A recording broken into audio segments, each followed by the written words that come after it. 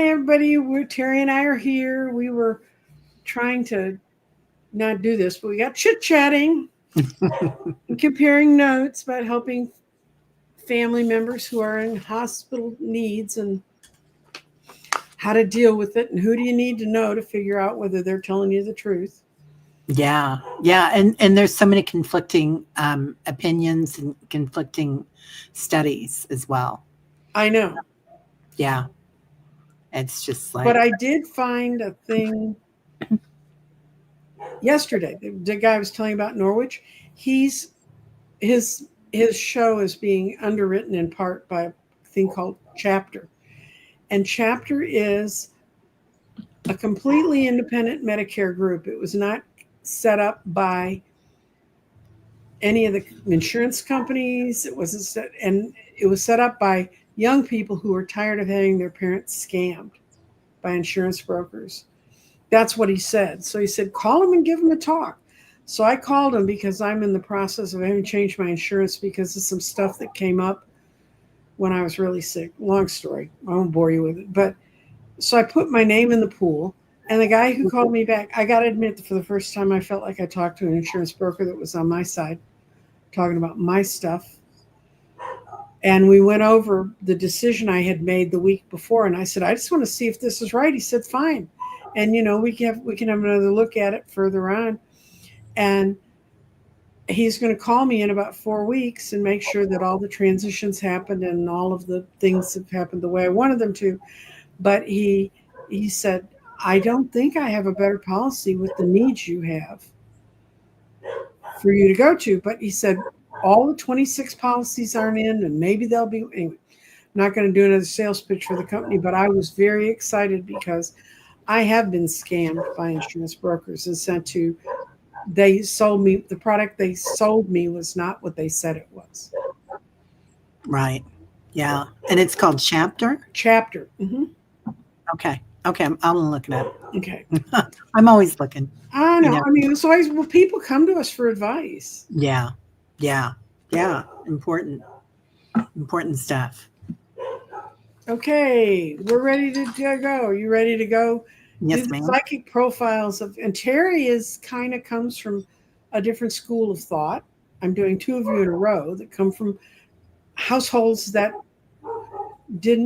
you didn't think you were in the Salem witch trials through your entire youth. So Yeah, it's so true. My dad was a devout Catholic, and my mom was raised Jewish and very metaphysical. Her mom was a MD, and her father was a homeopathic doctor. So had a really interesting upbringing for her. And then when she came to the States, she converted when she married my dad to Catholicism, but we could never tell, like the priest or the sisters, that we believed in reincarnation or, that we meditated or whatnot. So, yeah, it was fun. Yeah. Yeah. Good. So we're going to go into, where did Teri come from, and where does holding your space come from? And when did you first realize that you had psychic abilities? As early as I can remember jumping out of my body. And that was something that I played at in the backyard. I just popping out and playing with orbs, bubbles. And then also there were entities that would come to me at night to kind of guard me or be my guides, I guess. And they would fly in. And they would fly in these, it looked like a geode. And inside was all crystalline energy. It was all amethyst. And they would fly in, and they taught me how to change channels if I got scared, and what to do. And then I started seeing angels and entities. And at 12, I started going to a school. Now it's called the College of Metaphysics, but at that point it was called the School of Metaphysics. And I think they still have a college and like maybe 8 schools throughout the United States. But, and I graduated from there when I was 17 with a 4-year degree, and I was teaching. And it included like dream interpretation. I was a past life reader. I would do trance channeling for that. And I was training to be a health reader as well. And anyway, it was exciting and it was fun. And then I decided I wanted to be normal. So and that was that for a little while. Mm-hmm. So you've covered my first four questions, which is, was there a single aha moment? Yes, your whole youth. Did you notice unusual experiences as a child? You had a whole bunch of them in your backyard, even. Yeah. And oh, how did people react to you when you shared your experiences? Obviously, you didn't run out and tell the Catholic Church, but you know. Yeah. It was interesting. I didn't really tell very many people. Like I told, the first time I saw an angel was at my grandma's house. And I came down the stairs and I said, "Oh, I just saw this beautiful woman upstairs. What's her name?" And they all looked at each other like, "What the heck?" And Mm-hmm. anyway, so I realized that I couldn't tell other adults besides my mom. And Oh, then okay. as I went on, um, in high school, I never really shared a lot of it with a lot of my friends because there was no interest. So it was Mm-hmm. just something I intuitively knew. You're not going to share that with them. But if I had a School of Metaphysics T-shirt on, people would ask me about it. The Right. teachers. Yeah. Okay. And then you told you went to the metaphysical institution, and did you explore a lot of information on your own outside of there? Um, Not when I was in high school. I was pretty busy with them, but we did study like the Upanishads and a lot of Vedic learning and Edgar Casey, Mm-hmm. a lot of the people, Gene Dixon, that were around back then. So I did study that as well and go to Unity Temple half. Mm-hmm. And but then after I left the school, in my 20s and 30s and 40s, I was going around and I was going into Buddhism, Hinduism, Mm-hmm. studying those types of things, and also studying with Unity quite a Mm-hmm. bit and Deepak and whatnot. So I kind of, I always dabbled in different, I kind of pitter patter still. I like Mm-hmm. to learn from lots of different things. And I take what I like, and I always tell everybody, what I say is my perception of my truth. And Mm-hmm. so you guys take your perception of what I say, if you want to listen to me. And how do you perceive it? Because we all change it, don't we? Well, And take what sounds true. we're all our own unique mirror. Yeah. I mean, you can't help but do that. Um, do you currently have any mentors or teachers, or are you just kind of drifting from person to person and listen to what they're saying? Well, I'm just going to give you a big plug here, Nancy Jean, because you've been a mentor to many in this field on Mm-hmm. YouTube and outside YouTube. So you were certainly a mentor to me, and I've taken courses through you, and Mm-hmm. we did a lot of shows together, Right. and that was really informative. And I feel like um, when the pandemic happened, there was a wealth of information out there. It was a very sad time for many, many people. And for a lot of us, we turned inward and where can we go? And this beautiful thing called YouTube was there, and there were so many teachers. So Right. yeah, I'm a Chopra teacher. I'm Mm-hmm. certified by Deepak's Place, and I teach meditation for them. But also, I've studied with a lot of temples. I have a monastery, and it's not my monastery. There is a monastery. Yeah, our own monastery, guys. Take And, notes. and there's a monastery in Kathmandu that I have the pleasure of supporting and helping. Mm-hmm. Um, and they're my family. But yeah. And so we do a lot of stuff together. And but there's people all around the world. I guess I dabble. There's a lot of people on YouTube. Next Level Soul, uh, Gail's amazing, Dr. Mm-hmm. Gail. There's so many amazing teachers here. So Kevin Right. Lewis, Debbie Freebird. There's so many. Anybody, and the thing is, I sometimes learn so much from someone that never set out to teach me. Like I've run into two totally haunted houses back to back. I'm like, somebody says they want a 6-month reading. I'm like, oh, what's wrong with your place? Um, but one went and found a shaman. I found a whole group of shamans, and they've been working. And so through that person, I'm hearing about how she's working on her house. And today I got an email from another person who has, I finally said, if you've had to call exterminators to get rid of ants, spiders, roaches, and other critters around your house, that's not a pest problem. That's an infestation. Go look that word up. And she took it to heart. And so she's now sent me a whole list of what she's going through to get her house healed. Wow. And of course, I talked to the guy who heals houses, teaches that in England, and I don't know how to heal houses. Apparently, I'm going to have to learn.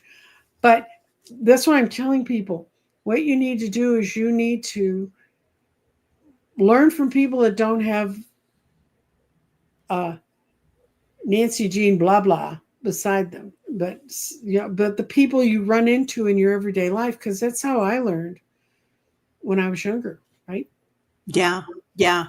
There's a lot of amazing people out there on street corners that you'll learn so much from.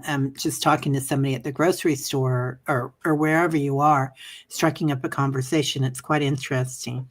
As well as I feel like our children. I feel like my kids have taught me so much. Humility, number one, right? Right. And not just that, but also I see them doing things. I'm like, wow, where'd you learn that? And they'll tell me, and I'll be like, okay, check. I'm gonna write that down and go find that person or find that study, or let's talk about that a little bit more. Tell me about that. That's right. And how do you tell the difference when you're working with information between a psychic impression and your imagination? Ooh, good one. I like that question. I think to become intuitive, you have to use your imagination. I feel like a lot of what's in front of us, we have created, and a lot of what's inside of us, certainly we've created. We are divine beings having a human experience. So oftentimes when we think of something, it happens, right? It's a synchronicity. So they're so intertwined, imagination and intuition. And Tyler's backing me up on that right now. He's telling us all about it. I'm here to tell you this is the truth. Yeah, he's my guardian. So he's out there taking care of business. I talked about this before, but I used to write plays when I was in high school, and I used to write them to get out of other English assignments. I didn't have to take the test on Shakespeare because I wrote the test on Shakespeare in a class once. So anyway, that's the kind of stuff I used to do. And I had written a play and I forgot completely about it. It was my senior year. And when my parents left their home, they sent me all these papers that they had kept of mine that I had left in my 18-year-old, I'm out of here, kind of. Yeah. So they came back when I was in my 30s, and I started reading the one play, and it was incredible. The characters in it had the names of my children. Wow. And they had the roles and positions those people had in this life. So I knew I was setting that up to come in. So. That's so connected. And that interconnection that we have with each other, like we are all interconnected. And we forget it. Constructs make us forget it. The world make us forget it. But there's many times that like an artist will draw the same picture, or a musician will think up the same song, or a scientist will think up the same cure for something at different parts of the world. But I feel like what you're talking about, to me, what this sounds like to my perception is you were working with your future self. And that's huge, because I think that we do that all the time and we don't recognize it. Like work with our past selves and work with our future selves, because there is no time or space, right? Right. And I also think in part that means you really need to watch what you're projecting out that you would want to happen around people, because you never know. Yeah. Okay. Uh, have there ever been some moments when you really doubted yourself and you said, no, this isn't what I'm supposed to be doing? And Yeah. Yeah. You know, let's just say there were times that I doubted what I should be doing on this planet at this time. Like, should I even be here? And I think that a lot of not everybody, but a lot of intuitives have had some hard knocks, and I certainly did along the way, and went through some situations that of deep grief and darkness, Mhm. and it was interesting. I found that when I made friends with that grief and kind of said, "Hey, let's go into this room and sit on the sofa when you come to visit me." I mean, that wasn't the only thing, believe me, but in Mhm. the end, that was kind of what really helped me make friends with grief, is to go and sit and watch and be a part of that. Now, that didn't answer your question, but that's just a pitter patter, and No, I understand. yeah, but yeah, I really have doubted at times, like, well, because obviously I have friends that are so not into this stuff, right? Hmm. We all do. And but they're bright and they're funny and they know all sorts of different things. So there's a different part of your life that gets excited about them, or your consciousness. And so yeah, there's times that I'll come away from certain situations and I'll be like, well, maybe this is all crazy, but then somebody will say something like, what you said, really touched my life. It touched my heart. Hmm. And then I'm like, okay, that's all I need. Just then I'm here. I'm here. I'm That's back. why I'm here. Yeah. It's my role. Yeah. Okay. And how do you handle skepticism from yourself or from others? I Um, have skepticism. I'll run into someone and they'll tell me they're into doing something, and I just have to let my mind say, okay, you can do that, because I'm looking at them and that's not the vibe I'm getting. yeah. So, Oh yeah. Yeah. Yeah. There's lots of people that you kind of get the vibe of where they're at, and I've got to tell myself I'm not here to judge, because I do get opinions, and and it's natural. We're having a human experience that we will have opinions on things, and there's different things that people have said that I was like, yeah, I don't get it. No, I don't think so.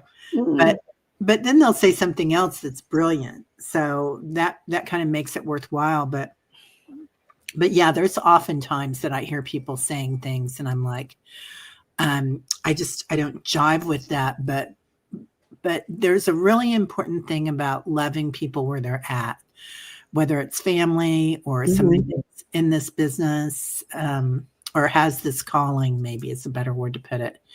And just loving them where they're at and shining light to them. I learned a long time ago to send love through the back of the heart chakra, mhm, to family. And now I mhm, use it on many people, and especially people that I don't agree with. I just They don't have to take it. It's a free will planet. mhm. But love people where they're at. So not always easy, but No, it's not yeah, at all. And have your abilities gone through strong and weak phases? And I know you and I've discussed this, and I think it's pretty obvious we're humans. They're going to feel stronger yeah. and weaker at times.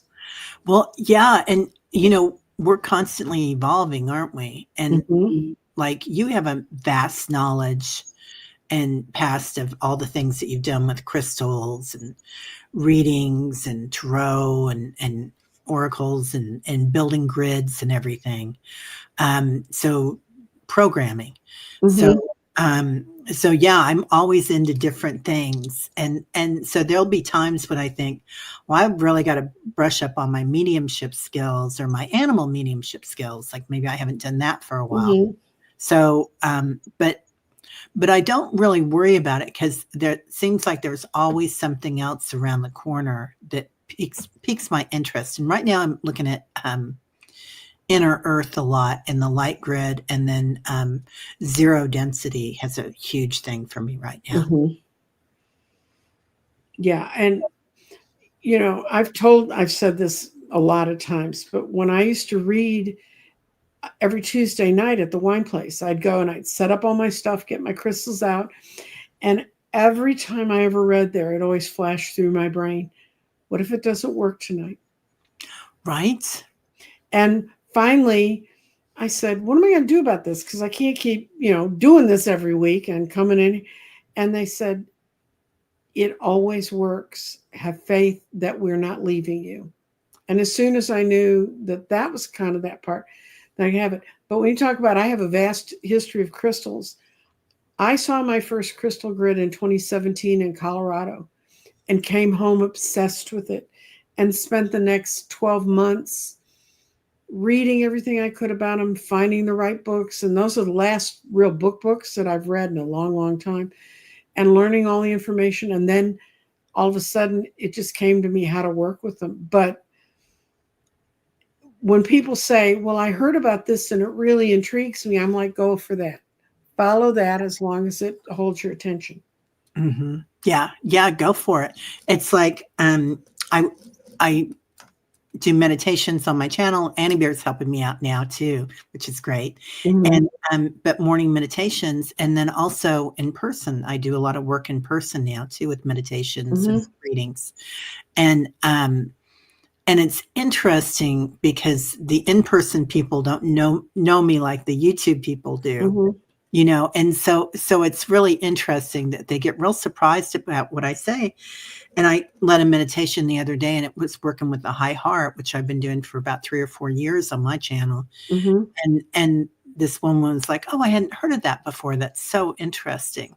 I was like, oh, wow. We take things for granted, and we have this wealth of wisdom and knowledge here in the YouTube environment. And the people that come to listen, they know so much. I mean, there's so much wisdom there. So it's just like, is dearth the right word? Is dearth a word? That's a dearth of information. A dearth of information. That's what they're saying to me. I didn't even know if that was a word. That's a word that means that there's information where you can't access it. Okay. Well, there's a huge amount of information that we can access. They don't know how. I get readings a lot from people who said, well, I'm doing this. I said, that's a very advanced thing to do. And they said, I've never heard anyone talk about it. And I realize a lot of times we don't share. That's part of what the garden's about. That's why I'm having all of y'all on, because you do things very differently. And then someone in an Akashic, you do Akashic records, but that's not your thing, right? Yeah, I was doing Akashic record reading when I was 13. So, I mean, I'm not poo-pooing it. I think the field of Akash is huge. I'd rather work with my past and future selves at this point. But I do like the Akashic record readings as well. I think that there's a validity there. But it's a different set of skills. Yeah. And it's, I've done it, and now I'm moving on to something else. Not anything better, just something different that piques my interest now. Yeah, I also do bore easily people, so I'm kind of hard. Okay. Ditto. You got to keep me going. Yeah. Okay. How do you protect your energy? It's so easy. I call in 33 trillion angels every day, and so Reverend Salt, number one, I have a lot. I've always had a lot of guides around me, and usually, like, I think the first time you read me, gave me a reading way back when, it was like you were like, oh my God, your room's so full. And I keep a pretty full room all the time. I always have, but now in particular, since I worked with one of my teachers, Reverend Saul, he was a crystal shaman. And he had me start calling in 33 trillion angels, ascended masters, to the 72nd power times 9. So it was just like, I kind of walk with this huge body of energy and the light body, and it seems to be fine. I do have a problem sometimes grounding because of that. So I'm just going to say you have to walk the line, right? You got to make sure that you're standing on the ground still because Yeah. the crystalline energy is a lot. I feel naked. I just have Addie and Frank and an occasional other one that shows up. But Frank, I've had 2 readers who were reading me who said, "Oh, can I see your guides?" And one woman gasped and she said, "Call him back." Because apparently he filled the room where she went. Frank's a big guy. Yeah, really big. You walk with big energy too. I mean, huge energy. Yeah, and you can always see them around you. Yeah. So yeah.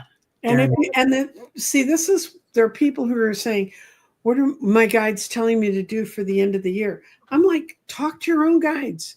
You should not have to come to us to talk. Now, Yeah. if you want us to say, "My guides are telling me this, but it seems kind of funky to me," we can double check it. But some 2 orbs just floated past Teri as she spoke about Reverend Saul. Aw. Yeah,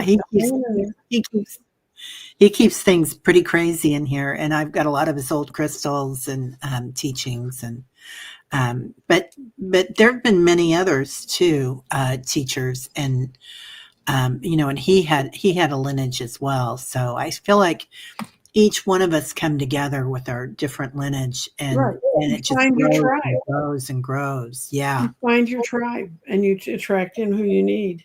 yeah, Okay. yeah. We're into your wisdom and insights, Teri. Oh, Woo. Do you think psychic abilities are innate, and can anyone develop them? yes, 100%. I feel like, and let's define that, because I feel like people that are artists are intuitives because they're channeling the creative energy. Mm-hmm. And I'm getting a big right now. I feel like people that are scientists, that are musicians, are completely intuitive. They are channeling that energy. Just like somebody that says, I can see your crystalline body and I can see your dragon behind you right now. Mm-hmm. Same thing. And I do feel like when we start using our senses and get very in tune with like how things smell, how things feel, how you hear things, then you move into your subtle senses, your clairs, but also Mm-hmm. remembering and knowing is such a huge thing. So we really do pull all of that together, and everybody has it, but you might have a different flavor of it than the next person. That's right. Because my husband, Bill, was a physicist, No. and he had 2 pioneer patents, which means he came up with a product that had never been thought of before. Yeah. And one of them is the epoxy that they put on microchips so that they could send them into outer space. Wow. And before that, if they send in the little microchips that run everything into outer space, the solar winds burnt them up. And he and another guy came up with a thing.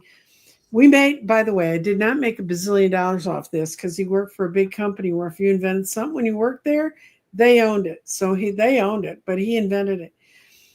And he and I were talking about when I see things and when I understand things. And he had a friend who just couldn't believe that here he was, this man of science, dating this woman who read cards.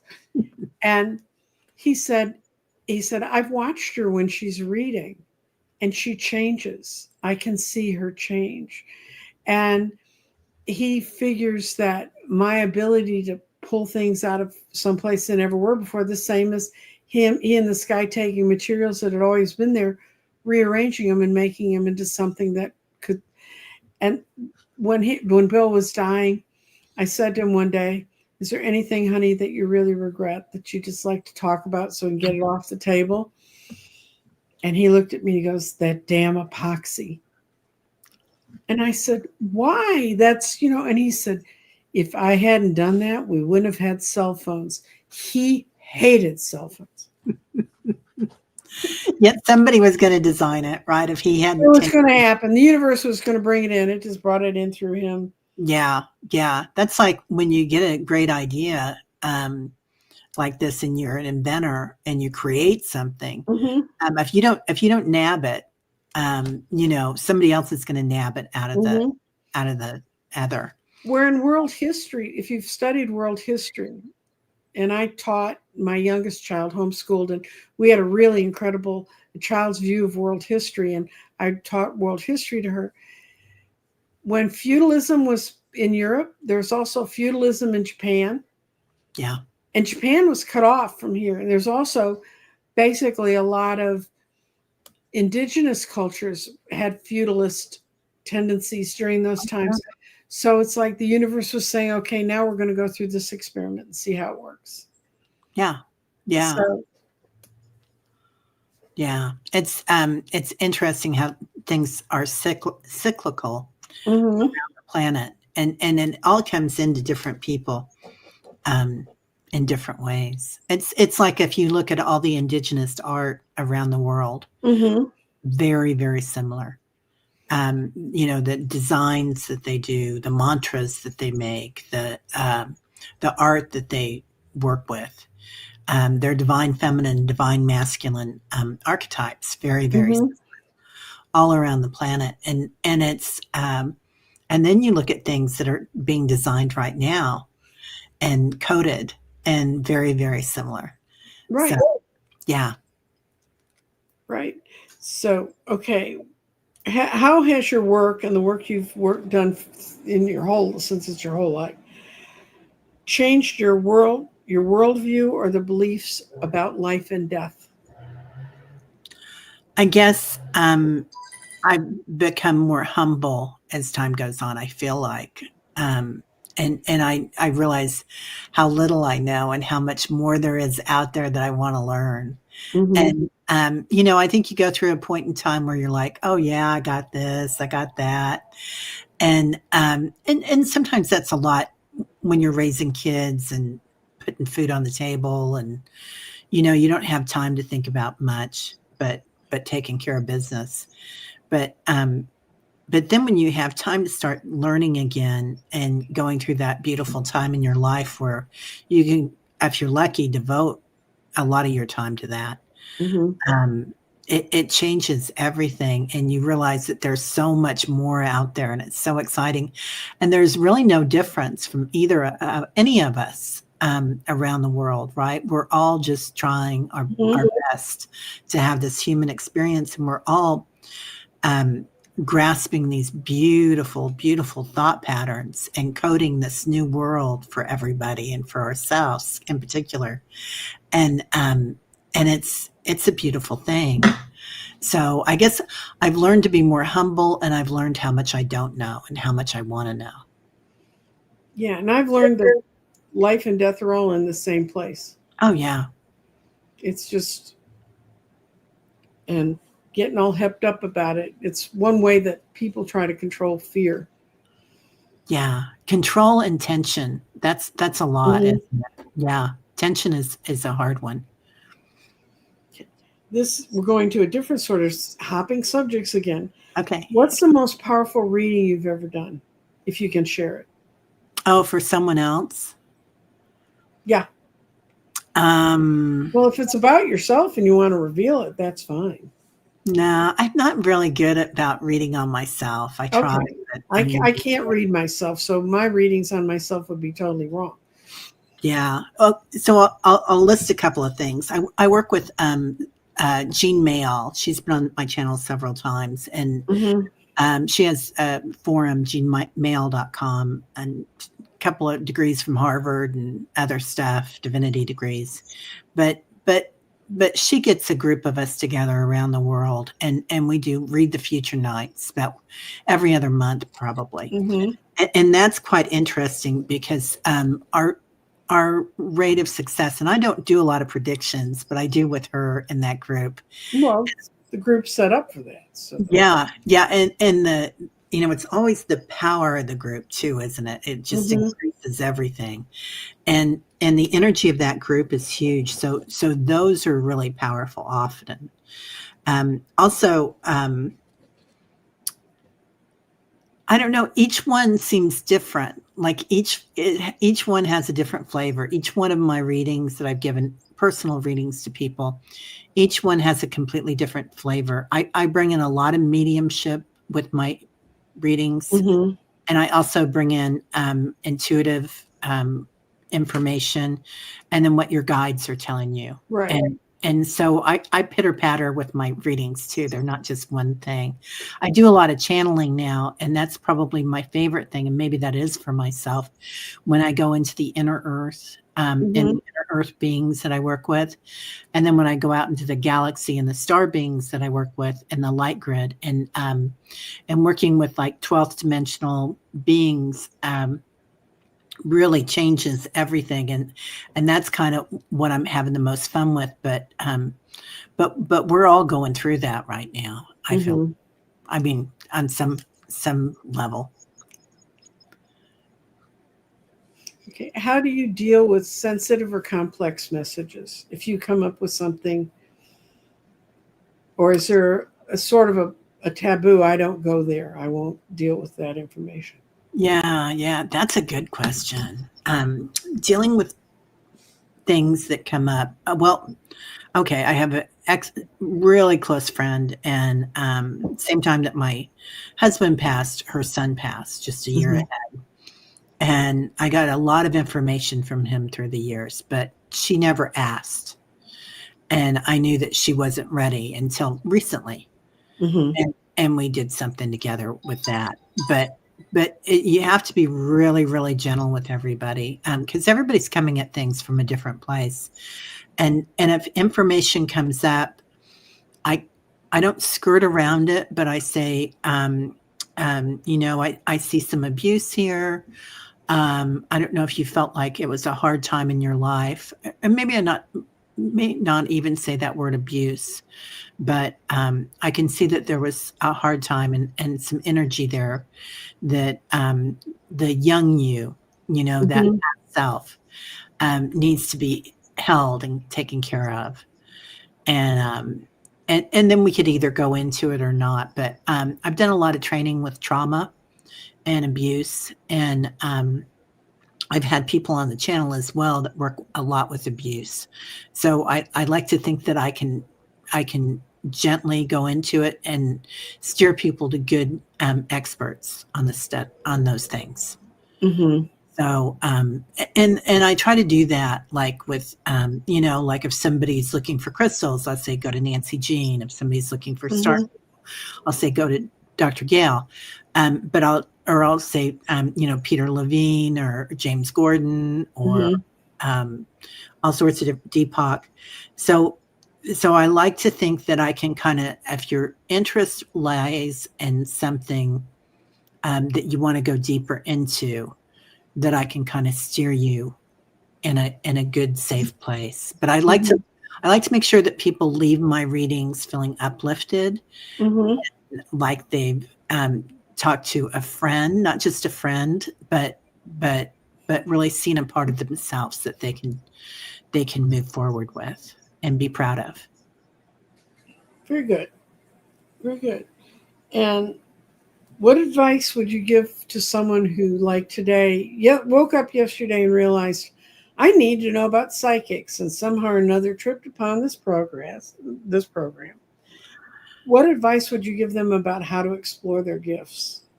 Well, first off, I'm going to say you're exactly where you need to be. Everybody that's waking up tomorrow and today and yesterday, that they're the people that are waking up right now are remembering and knowing things that Mm-hmm. people like us that have been in business for many, many years um, are have been studying, and they'll have just as many gifts, and they can get Mm-hmm. involved in all these situations and learn this so quickly because when you remember, you already know. So I feel like Mm-hmm. the energy on the earth and the people that are on the earth currently, it's the game's changed. You don't need Mm-hmm. to have read this book and that book because you'll just come in and you'll flip out a card and you'll know exactly what it means Mm-hmm. intuitively. It's everybody's clicking on faster and faster, and that raises the vibration. And now that means the people that click on now, phew, I know. right? Right. Just walk into the whole. Yeah. Yeah, we had to grab for it, didn't we? Well, we had to sit through people saying, that's not fair.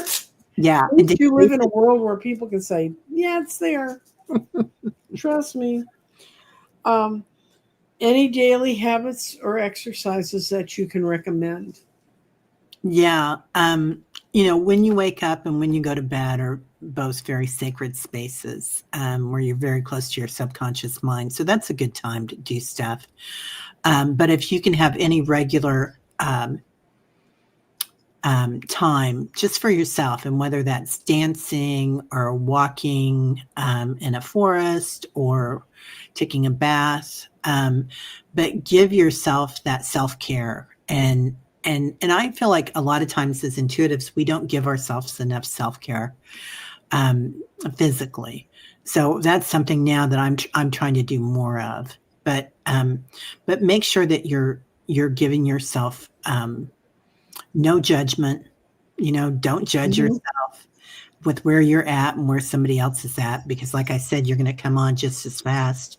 But also, if you can for me, meditation is huge. Mm-hmm.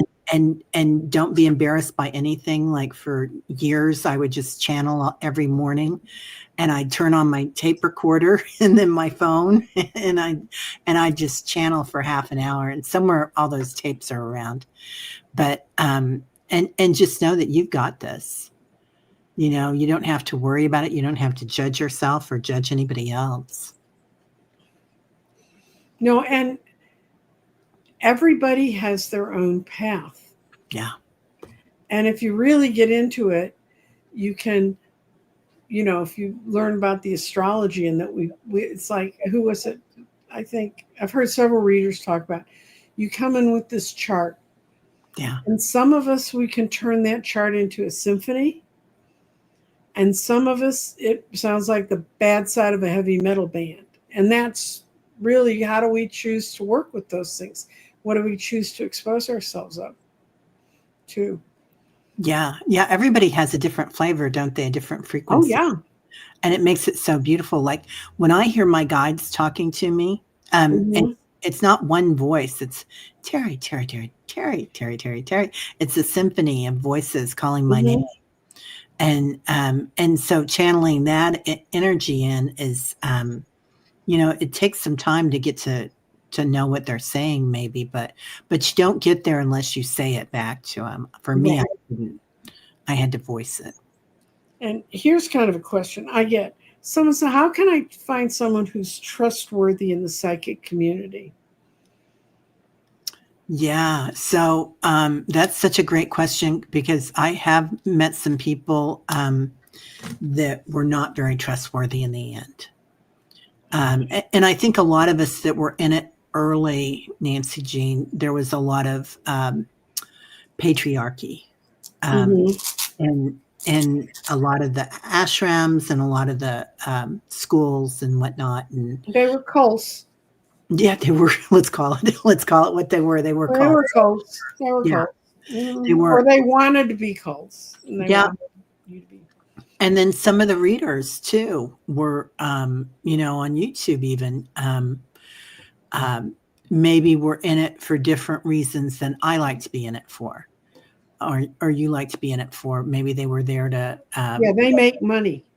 make a lot of money, and that's okay to make a lot of money. That is Mhm. okay to manifest, but it was at the expense of others many times. So you kind of have to watch and look and see who um, you align with, and Mhm. watch what they do to others. Mhm. Some people draw you in by saying, "Oh, this person tried to do this to me, and that person tried to do that to me," and you Mhm. want to protect them, but really they're playing the victim mentality. So I think somebody that makes you feel happy and loving and joyful, and learning. And free. Free, yeah, Free. free. Well, I always tell people it's kind of like, how do you pick a doctor? I mean, unless you're just thrust into an emergency room and you have no choice. But, how you get the vibe. is this person really out for my own good? I'm in the process of shifting some doctors around because the ones who were supposed to be my primary physicians, I was in the hospital for 5 days, and they finally called them and they said, "Aren't you going to send someone over that can help us with her health records?" And they went, "Oh, she's in the hospital," and they'd been sending them messages. Yeah, I'm not with that practice now, to put it Yeah. bluntly. But um, and they seemed nice enough when I showed up to my appointments on time. But the Yeah. second you see that, I was like, how fast can I move? Where can Yeah. I go? And so I'm in the process of looking for doctors, and I think about that the same way, or physician's assistants I'd rather work with than doctors. Oh, yeah. Yeah, but Yeah. um, anyway. Well, and every teacher should pull their student up so that the student Mhm, is pulling up the next teacher pulling up more, and then that's that line. mhm. That's that stairway to heaven kind of deal. Yeah, and usually my guides are pretty good at taking me to the right place. And Yeah. the doctor I really liked had left the practice, that decided that I really wasn't in the hospital, I guess. Okay. Okay. This is the small question at the end of the whole interview. What's the biggest lesson you've learned from your psychic journey? Oh.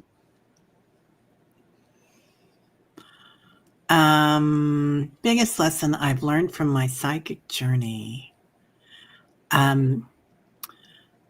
is that I'm fine just the way I am.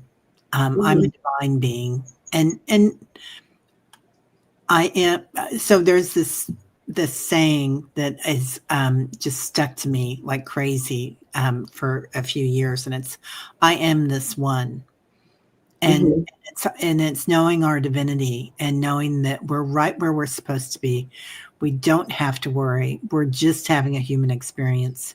So knowing that I am this one, and you are this one, all of you.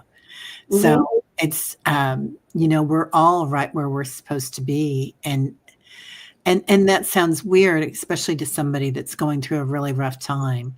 And I want to say this with a lot of compassion for anybody that's going through something. And sometimes when we go through that, when we change our minds or our brains around and say, what can I learn from this? Why is this happening right now? With curiosity, mhm, like take a seat on that couch when you're in deep grief and welcome grief back in, or whatever it's going on. I'm not trying to simplify it, but you are divine. You're a mhm. divine being, all of you. Yeah, and I'll give people a word of warning. I actually have more problems with successes.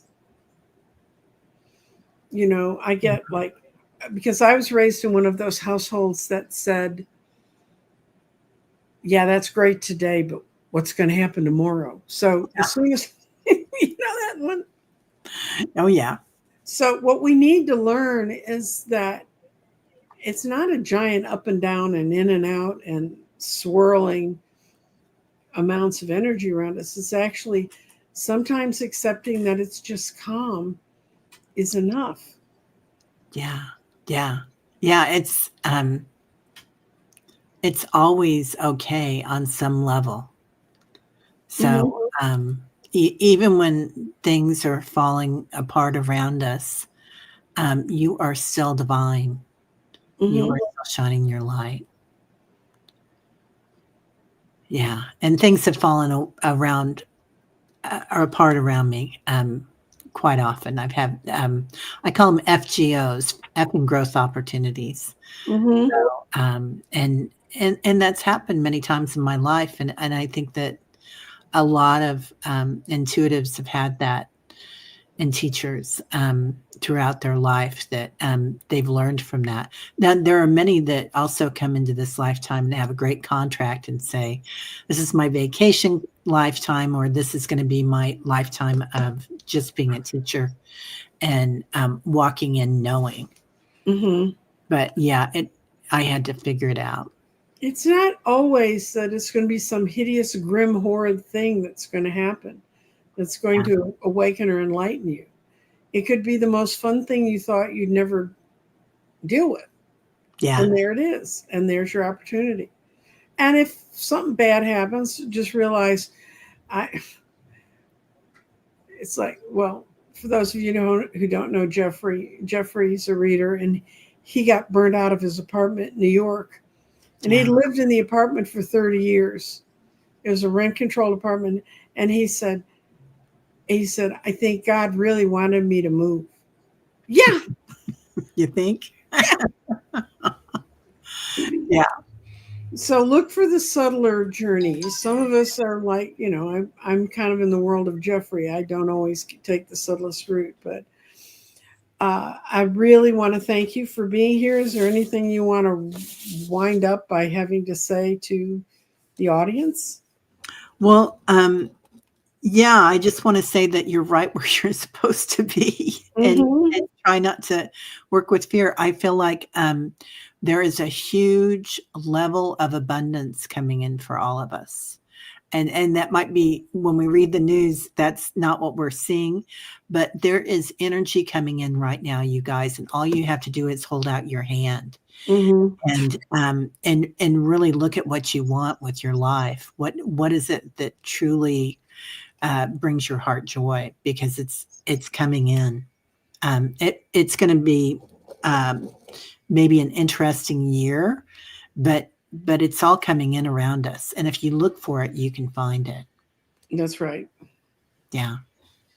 Well, I want to thank Teri for coming here and being with us. I want to thank people for commenting. We don't take questions during psychic profiles. I do those. If you're looking for that on my channel, look for the thing that's called open mic, or I tell you to ask questions before, because we have enough just getting this together. And the next one, I'm not sure exactly who my next one is. I've got a couple people. So, but I've got Sun Psychic Genes coming up. I've got Andre Cars coming up. Amazing. So, and we'll see. And there'll be some surprises, I'm sure, because I get emails every day. I meant to let you know I could do this on thus and so date. Nice. Yeah. That's so thank you, so everyone, for coming, and we'll see you. I'll be back on Sunday in the morning with Scott Allen at 10 in the morning, and that is a show where I do discuss politics. So, and I'll be on tomorrow morning with Meditation Tribe. So we're doing 9:00 a.m. now Central. So okay, you took off that weird time. This is how you can reach Teri if you're new to her. Although, where have you been? Her channel is called Holding Your Space, which she had carefully put underneath her, and also she has a website, www.holdingyourspace.com. Yeah. Call me for a reading, and it's October, and I'm going to be reading at Dolly Python's on the 24th and 25th here in Dallas on Haskell Street, and I'm going to be there during store hours, which is 11 to 5. I love that. It's going to be fun. Yeah. And the other things I'm working for Halloween are all private parties, so they might kind of get upset if I started trailing their dresses across the Come get a drink and some food. Yep. But anyway, everybody take care, and we'll talk to you later. Bye-bye. Bye, everybody. Thanks, Nancy Jean.